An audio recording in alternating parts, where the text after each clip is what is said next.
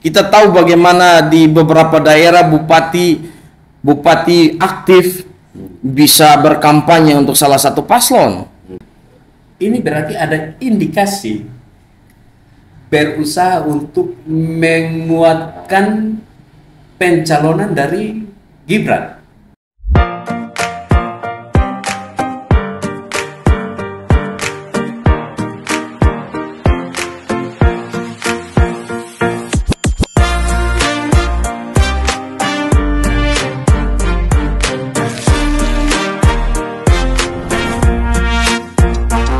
Kembali lagi di podcast Reaction. Oke. Saya ini berapa hari kurang energi. Kurang energi. Kenapa tuh? Ini Beras mulai menipis, uang mulai menipis. keuangan lagi parah ya. Tapi kan biasanya ada bantuan tuh, bansos. Belum dapat.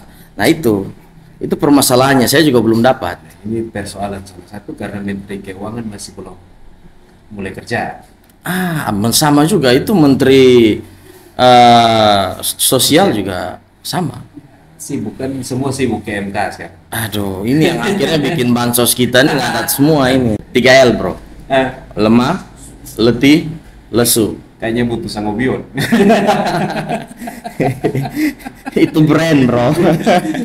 Oke, apa yang menarik nih bro? Ya ini menarik karena sekarang permohonan dari 0103 mulai dikabulkan sedikit-sedikit. Oh ya, Ya kan ya. kemarin ada dalam gugatannya itu, dalam permohonannya itu mengenai bansos. Mengenai bansos, oke. Atau dalam bahasa besarnya kecurangan yang terstruktur, sistematis Sistematif dan masif. masif. Wah, mengerikan itu. Termasuk salah satunya penggunaan bansos. Bro. Penggunaan bansos. Nah itu kemarin dalam sidang MK kemarin itu bagaimana tuh? Ya, salah satu yang dibacakan oleh kubu 0103 adalah anggaran bansos yang naik. Wah, anggaran bansos yang naik. Iya, 495 triliun. Bro. Tapi ada hal yang menarik tuh. Dalam sidang MK kemarin, Ibu Risma selaku Menteri Sosial mengatakan bahwa justru kalau dibandingkan antara tahun 2023 sama 2024, justru lebih banyak tuh di tahun 2023. Artinya di tahun 2024 bantuan sosial itu justru malah turun. Ya itu justru itu jadi pertanyaan. Kenapa justru di Kementerian Sosial turun? Tapi bansos, perlinsos segala macam itu naik. Tetapi permasalahannya yang diperkarakan di sini kan yang biasanya lebih digaungkan itu kan adalah masalah bantuan beras. Dan itu sembako, itu ada di Kementerian Sosial dong. Ya, berarti secara tidak langsung Bro mau mengatakan bahwa ya aneh juga bansos di Kementerian Sosial malah turun. Ya sangat aneh. Ketika bansos ini membantu misalnya, tuduhannya itu membantu kubu 02 misalnya. Sudah pasti kan harusnya lebih. Ya dong. Kalau ada anggaran yang lebih, maka bisa membantu. Tetapi kalau anggarannya malah kurang, di mana membantunya? Ya, tapi kalau saya coba menempatkan diri sebagai pendukung 0103. Kalau gitu saya di 02. Boleh, silakan, Bro. Silakan. Ini Bro akan saya kupas habis-habisan. Anggap saja saya sedang di sidang gitu. Iya. Kan gini. Pasangan cawapres dari kubu 02 adalah seorang anak presiden. Nah, presiden ini berkuasa untuk menetapkan anggaran. Ketika anggaran bansos itu naik secara besar-besaran, ini berarti ada indikasi berusaha untuk menguatkan pencalonan dari Gibran. Sampai di situ saya jawab dulu. Artinya begini, maksud saya gini, kita kesampingkan sebentar Prabowo. Prabowo kita sampingkan sebentar. Yang kita lihat Gibran. Pertama, presiden tidak punya kekuasaan atau kewenangan menetapkan anggaran. Oke. Karena anggaran itu ditetapkan di DPR. Oke. Penetapan. Kalau kita berbicara penetapan, berarti yang ketok palu itu anggaran itu ada di DPR, bukan di presiden. Oke. Presiden dan pemerintahan dalam hal ini eksekutif hanya merancangkan. Tetapi yang nanti menetapkan dan mengesahkan itu ada di DPR. Oke. Itu yang pertama. Artinya kekuasaan presiden itu terbatas. Dia tidak bisa serta-merta karena seorang presiden terus dia menetapkan seenaknya anggaran. Itu yang pertama. Yang kedua, kalau mengeneralisasi bahwa karena dia anak presiden, maka dia dibantu secara total oleh presiden, saya rasa itu sebuah generalisasi yang keliru. Oke. Kenapa saya bilang keliru? Begini. Pertama, fakta membuktikan bahwa presiden tidak melakukan kampanye Ya. Ya. secara terbuka Ya. untuk paslon 02.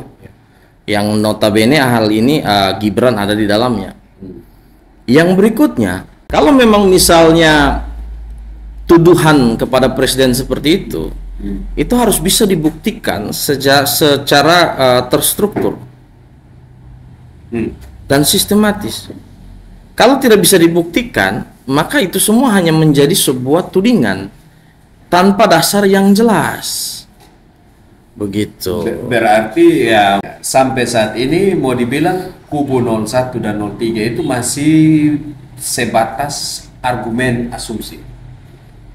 Ya, menurut saya sidang ini kan sedang berjalan. Ya. Jadi sidang ini belum final. Karena belum semua saksi dan ahli itu dipanggil dan belum semua pembuktian itu dibuktikan. Oleh sebab itu memang masih dalam taraf opini dan argumen sih. Belum ada pembuktian secara real. Nah, ini ada satu hal yang menarik, bro. Kemarin Ibu Sri Mulyani dalam penjelasannya di hadapan MK, dia menjelaskan bahwa Perlinsos itu diambil dari dana operasional presiden. Nah, ini kan jadi kenapa? Jadi pertanyaan, kenapa presiden menggunakan dana operasionalnya untuk Perlinsos, perlindungan sosial? Oke. Sementara kan harusnya Perlinsos, bansos semua kan ada dalam ketetapan anggaran. Kenapa justru dia pakai dana operasional yang secara hukum kita tahu bahwa dana operasional presiden tidak akan diaudit karena itu adalah hak mutlak dari presiden. Oke. Apa maksud dari Jokowi? Sebenarnya inilah anehnya hukum di Indonesia. Orang buat baik dipermasalahkan. Itu kan dana dia, hak dia. Ya. Masih ingat ketika Ahok memimpin DKI Jakarta, dia mendapatkan dana persentase dari proyek, ya kan? Kan kita tahu dalam aturannya kan setiap kepala daerah itu punya jatah dari setiap pekerjaan, persentase. Dan punya dana operasional sendiri. Ingat kan waktu itu Ahok menyatakan bahwa dana bagian komisi untuk dia, fee untuk dia sebagai gubernur itu diambil saja untuk dikerjakan pembangunan infrastruktur yang bisa dikerjakan dengan dana itu. Itu kan Ahok berbuat baik. Kenapa waktu itu waktu Ahok berbuat baik tidak dikatakan bahwa itu Ahok lagi bantu bansos? Ya, memang karena kalau misalnya saya seorang Anies Baswedan, yang saya lihat kenapa presiden pakai bantuan dana-dana itu pada saat kampanye? Yang saya tahu sekarang saya sedang melawan anaknya. Berarti ini ada tujuan terselubung. Ya, itu adalah tudingan dan tuduhan. Ya, Oke. ya, betul. Tetapi begini, yang kita harus memahami, Jokowi melakukan itu bukan baru pertama kali. Semenjak dia menjabat sebagai presiden pun, dia sudah melakukan pemberian bantuan yang dari tangan dia sendiri. Contoh kita di NTT, setiap kali kunjungan pasti ada bantuan kok. Apakah itu hal yang salah? Kenapa waktu itu tidak dipermasalahkan? Orang sudah biasa melakukan sesuatu, dia melakukannya terus secara masif. Dari awal dia melakukannya kita tidak pernah mempermasalahkannya. Kenapa sekarang harus dikait-kaitkan dengan hal-hal seperti pemilu? Kan Ya, begitu. ya itulah karena memang terkadang momen ini bisa disalahgunakan oleh orang. Kalau saya sih bukan karena momen yang disalahgunakan, no. Kalau saya karena memang tidak ada cara lain untuk menggunakannya. Sekarang begini, dia presiden ya. Contoh sekarang ini kan bulan Ramadan ya, bulan suci untuk teman-teman kita yang Islam. Kalau dia bagi-bagi takjil, itu bansos juga. Itu terkait juga dengan Prabowo Gibran. Ya kan Gitu. sudah selesai, kan pemilihan sudah selesai. Contoh. Ya. Jadi kita tidak bisa mengeneralisasi segala sesuatu untuk dimanfaatkan dalam momen-momen seperti ini. Saya rasa itu tuduhan yang menurut saya pribadi terlalu jauh lah sebenarnya. Itu sebenarnya sebuah pola untuk memanfaatkan apa yang ada di depan saja sih. Oke. Ya, berarti memang kita harus mempertimbangkan juga bahwa dalam penggunaan anggaran ini memang kita tidak bisa hanya melihat kepada sisi presiden seorang diri. Tidak bisa. Karena kan dalam penggunaan anggaran ada paket. Ya, itulah permasalahannya. Jadi begini, seperti tuduhan-tuduhan yang ada di luar yang menyatakan bahwa presiden menggunakan kekuasaannya untuk bansos, dalam hal ini mengaitkannya dengan 02 ya, Untuk mendongkrak popularitas suara 02. Buat saya itu hal yang biasalah dilakukan para buzzer lah. Saya punya bukti untuk menangkal itu. Ingat, Prabowo kalah di Aceh dan Padang. Oke. Ya. Dan di Aceh dan Padang itu juga bansos ada di situ. Ya. Artinya Aceh dan Padang tidak mempengaruhi, Bansos. kedua daerah ini tidak mempengaruhi suara. Ya. Bansos yang turun ke sana tidak mempengaruhi suara. Yang kedua, ini yang paling menarik. Di luar negeri itu kan tidak ada bantuan bansos, Pak. Untuk warga masyarakat Indonesia yang ada di luar negeri. Toh di luar negeri pun suara Prabowo menang. Ya, tapi kan apa namanya di luar negeri kan ada perlawanan. Ada perlawanan sih, ada perlawanan. Intinya menang kan. Ya. Mau beda satu suara pun menang. Itu secara tidak langsung membuktikan bahwa memang masyarakat mencintai Prabowo Gibran. Karena tanpa bansos pun menang kok. Dan ingat, ketika bansos ini digodok, itu pemerintah menyiapkan rancangannya, DPR menggolkan, memutuskan. Ya. DPR ini siapa?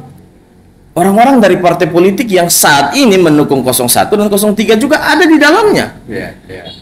Kalau memang seperti itu, kenapa dari awal tidak protes? Penetapan anggaran itu DPR, kapan waktu dan lain sebagainya itu semuanya ada di sana. Satu paket untuk diputuskan, untuk ditetapkan. Ya, memang saya sendiri masih menunggu kira-kira bukti-bukti apa yang disiapkan oleh 01 03 yang betul-betul dapat membuktikan bahwa presiden menggunakan dana ini untuk mendongkrak elektabilitas dari Prabowo Gibran. Ya, memang kita berharap berharap persidangan MK ini bisa menjadi sebuah pelajaran hukum maupun politik bagi generasi-generasi berikutnya. Karena dengan adanya permasalahan politik lah kita bisa melek tentang politik. Kita bisa memahami politik menjadi lebih baik. Kita bisa berpolitik dengan demokrasi yang lebih baik. Tetapi ada hal yang seharusnya tidak terjadi. Saya juga berharap bahwa misalnya 01 dan 03 itu bisa menghadirkan saksi-saksi ahli-ahli yang kompeten. Jangan sampai yang kayak kemarin lah. Yang kayak kemarin itu kan itu menjadi dagelan, Pak. Itu seperti saya sedang menonton Oprah Van Java di sidang MK, Pak. Tapi memang ada hal yang menarik juga ketika sidang MK kemarin di mana Ibu Sri Mulyani mengeluarkan statement bahwa APBN itu sudah final sebelum kampanye. Ya, artinya memang secara tidak langsung Sri Mulyani menjelaskan bahwa rancangan APBN itu tidak ada hubungannya dengan Pilpres kali ini. Tapi ya namanya kan gini bro anak presiden. Oke. Mau jadi calon wakil presiden, ya pasti bapak ibu pasti keluarga orang tua pasti adalah dukungan sedikit-sedikit. Nah, ya seperti apa? Secara kekeluargaan pasti tidak mungkin tidak. Namanya keluarga, bro punya anak misalnya maju presiden atau wakil presiden, oh iya, bro tidak dukung. Oh iya. Secara kekeluargaan. Iya. Tetapi kan kalau tuduhan untuk memanfaatkan alat negara dan lain sebagainya ya seperti yang pernah dituduhkan dibicarakan juga dalam sidang MK. Hal seperti itu harus dibuktikan. Yeah. Karena masyarakat sekarang ini bukan masyarakat yang belum melek politik lagi, Pak. Kita tahu bagaimana di beberapa daerah bupati aktif bisa berkampanye untuk salah satu paslon. Apakah itu bukan alat negara? Iya dong. memang saat ini keterbukaan informasi ini sangat-sangat menolong. Iya. Lewat media sosial, lewat media konvensional, akhirnya banyak hal yang tidak bisa ditutupi. Ya. Tapi ya itu, memang kalau secara logis saya melihat memang Gibran ini juga diuntungkan karena Pak Jokowi masih menjabat. Kalau saya sih bukan karena dia diuntungkan Pak Jokowi masih menjabat, bro. Justru saya melihat dia diuntungkan karena sosok seorang Jokowi. Terlepas dari dia mau menjabat ataupun tidak, masyarakat sudah terlalu mencintai Jokowi. Ya. Kita bisa melihat di NTT. Ya. Dari 6 presiden sebelum Jokowi, siapa yang paling sering sih datang NTT? Saya bisa menghitung dengan jari, bahkan ada presiden yang tidak pernah injak NTT kok. Jokowi kalau saya hitung sudah belasan kali menginjak NTT, memberikan bantuan, memberikan pembangunan infrastruktur yang bagus di NTT. Wajar kalau masyarakat mencintai Jokowi, dan itu bukan hanya di NTT, di hampir seluruh Indonesia. Bapak pergi ke Papua sana, bagaimana Papua dibangun oleh Jokowi. Bapak pergi ke Sulawesi itu punya saat ini punya kereta api, itu karena Jokowi, Pak. Yang selama ini kita hanya bisa lihat ada di Pulau Jawa dan beberapa daerah lainnya. Artinya Jokowi itu sangat dicintai karena benar-benar membangun infrastruktur untuk masyarakat yang membuat roda perekonomian masyarakat itu menjadi lebih baik. Ya, memang itu dua sisi mata uang. Saya juga tidak mengatakan bahwa Pak Jokowi ini 100% selalu benar, tidak. Manusia itu pasti ada salahnya. Manusia itu pasti ada khilafnya. Tetapi segala sesuatu yang berjalan di negeri ini kita tidak bisa menyikapinya hanya berdasarkan apa yang kita dengar saja. Kita harus melihatnya secara langsung baru kita bisa menarik sebuah kesimpulan. Ya, artinya sekarang bagi kubu 01 dan 03 mereka menantikan di mana keputusan Jokowi itu benar melanggar undang-undang. Artinya cara menilai kerjanya Jokowi kan jelas harus sesuai dengan undang-undang sebagai presiden. Nah, apakah dalam pengelolaan dana, dalam pengambilan kebijakan itu ada tidak yang melawan undang-undang? Permasalahan yang sebenarnya dipermasalahkan ini kan masalah bansos El Nino. Nah, seolah-olah itu keluar terlalu cepat. Sekarang saya tanya, menurut Bapak itu keluar cepat tidak? Iya, kalau bansos El Nino kan berbeda. Iya kan? El Nino terjadi tidak? Iya, El Nino itu NTT saat ini kekeringan gara-gara badai El Nino tidak? Ya, El Nino itu kan harus cepat tidak penanggulangannya? Kalau tidak cepat banyak yang mati kelaparan tidak? El Nino itu kan bencana ya, otomatis harus cepat. Harus segera Kenapa El Nino dipermasalahkan dengan pernyataan bahwa seolah-olah El Nino ini seolah-olah dipercepat? Yang namanya bencana ya harus cepat. Kalau tidak cepat mati banyak orang. Ya. Oke, mungkin sampai di sini dulu. Ya. Oke, viewers, terima kasih untuk podcast kali ini. Sampai di sini dulu jumpa kita. Salam, say viewers. See you.